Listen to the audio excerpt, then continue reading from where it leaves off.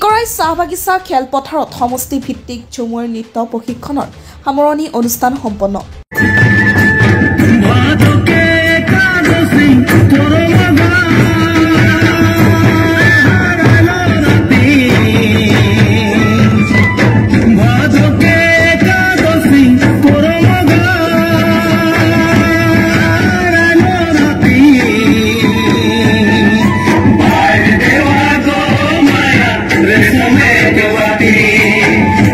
বিহুৰ পাছত এইবাৰ ঝুমুৰ নৃত্যক বিশ্বৰ দৰবাৰত প্ৰতিষ্ঠাৰ লক্ষ্য চৰকাৰৰ।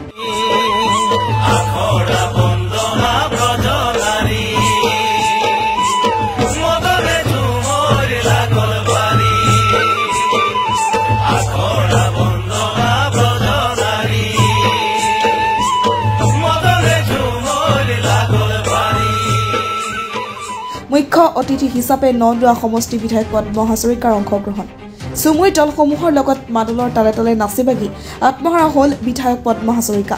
বাপুতিসাহোন বিহু নৃত্যক বিশ্ব দৰবাৰত প্ৰতিষ্ঠা কৰিবলৈ সক্ষম হোৱাৰ পিছত এইবাৰ আদিবাসী চাহ জনগোষ্ঠীয় ঝুমুৰ নৃত্যক বিশ্ব দৰবাৰত স্থান দখল কৰি গিনিজ বুক অফ ৱৰ্ল্ড ৰেকৰ্ডছত নাম অন্তৰ্ভুক্ত কৰিবলৈ প্ৰচেষ্টা চলাইছে অসম চৰকাৰৰ সাংস্কৃতিক পৰিক্ৰমা বিভাগে। এই উদ্দেশ্যে সমষ্টি ভিত্তিত অনুষ্ঠিত ঝুমুৰ নৃত্যৰ প্ৰশিক্ষণ কৰ্মশালা সমূহৰ আজি সামৰণি অনুষ্ঠান অনুষ্ঠিত হয় নন্দুৱা সমষ্টিৰ অন্তৰ্গত ডিকৰাই চাহবাগিচা খেলপথাৰত। অসম চৰকাৰৰ সাংস্কৃতিক পৰিক্ৰমা বিভাগৰ উদ্যোগত ঝুমুৰ বিনন্দিনী শীৰ্ষক কাৰ্যসূচীৰ অধীনত নন্দুৱা আদছা আৰু আদিবাসী ছাত্ৰ সন্থাৰ বিশেষ তৎপৰতাত আয়োজিত ঝুমুৰ প্ৰশিক্ষণ কৰ্মশালাৰ সামৰণি অনুষ্ঠানটি নন্দুৱা সমষ্টিৰ বিভিন্ন প্ৰান্তৰ পৰা 150ৰো অধিক চাহ জনগোষ্ঠীয় যুৱক যুৱতীয়ে ঝুমুৰ গীত নৃত্যৰ প্ৰশিক্ষণ কৰ্মশালাৰ সামৰণি অনুষ্ঠানটি মাদলৰ তালে তালে নাচি বাগি ঝুমুৰ গীত নৃত্য পৰিৱেশন কৰি সকলোকে আপ্লুত কৰে। এই ঝুমুৰ বিনন্দিনীৰ সামৰণি অনুষ্ঠানটিৰ মুখ্য অতিথি হিচাপে অংশগ্ৰহণ কৰি নন্দুৱা সমষ্টি বিধায়ক পদ্ম হাজৰিকাই চাহ জনগোষ্ঠীৰ যুৱক যুৱতীসকলক সৰ্বাংগ সুন্দৰ ৰূপত ঝুমুৰ গীত নৃত্য পৰিৱেশন কৰি সফলতা অৰ্জন কৰাৰ হেতু উৎসাহ অনুপ্ৰেৰণা যোগায়। বিধায়কগৰাকীয়ে নিজকে ঝুমুৰ দলসমূহৰ লগত মাদলৰ তালে তালে নাচি বাগি আত্মহাৰা হৈ পৰা পৰিলক্ষিত হয়। সামৰণি অনুষ্ঠানটিত অসম চাহ জনজাতি ছাত্ৰ সন্থা আৰু আদিবাসী ছাত্ৰ সন্থাৰ বিষয়ববীয়াসকলৰ লগতে যুৱ লেখক সাহিত্যিক তথা প্ৰাক্তন সাংবাদিক লক্ষীকান্ত বৰাইও অংশগ্ৰহণ কৰে। আজি অন্তিম অনুশীলন ডিকৰাই চাহ বাগিচাত কৰিছে। আচলতে অসম চৰকাৰৰ ফালৰ পৰা যি ঝুমুৰক বিশ্ব অভিলেখ সৃষ্টি কৰিবৰ কাৰণে যি এক চৰকাৰৰ ফালৰ পৰা মুখ্যমন্ত্ৰী ডাঙৰীয়াই পদক্ষেপ গ্ৰহণ কৰিছে, ই সঁচাকৈ আদৰণীয়। আৰু চাহ বাগিচাৰ সকলো মানুহে দলমত নিৰ্বিশেষে সকলো মানুহে এই কথাটোত আনন্দ পাইছে আৰু তেওঁলোকে ধন্যবাদ জনাইছে যে চৰকাৰী এই পদক্ষেপত।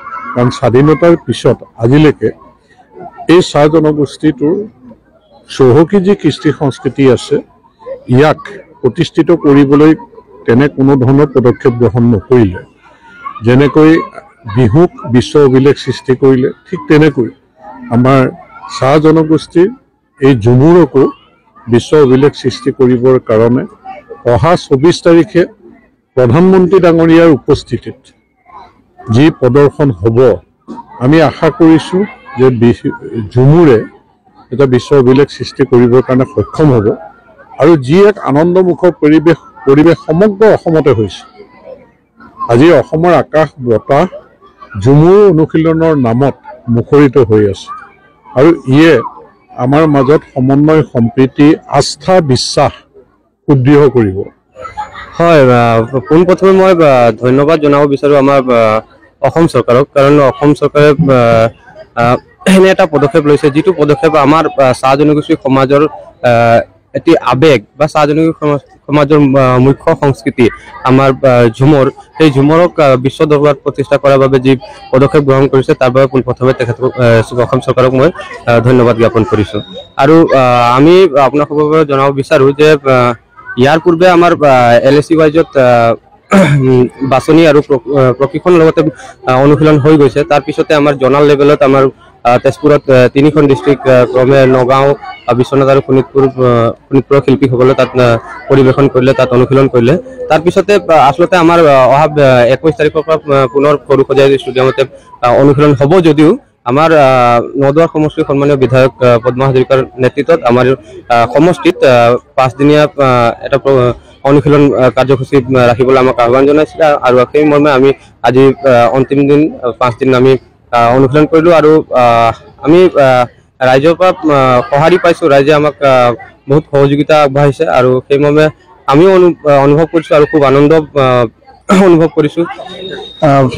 পোনপ্ৰথমে মই অসম স্বাধীনতা ছাত্ৰ সন্থাৰ তৰফৰ পৰা অসম চৰকাৰে যি মানে উদ্যোগ লৈছে, আজি বৃহত্তৰ অসমীয়া জাতিৰ অবিচ্ছেদ্য অংগ চাহ জনগোষ্ঠীৰ হিয়াৰ আমঠু ঝুমৰ নৃত্যক বিশ্ব দৰবাৰত প্ৰতিষ্ঠিত কৰাৰ লক্ষ্য উদ্দেশ্যেৰে যি মানে পদক্ষেপ লৈছে অসম চৰকাৰে, তাক লৈ আমি অসম স্বাধীনতা ছাত্ৰ সন্থাৰ তৰফৰ পৰা ধন্যবাদ জনাইছোঁ।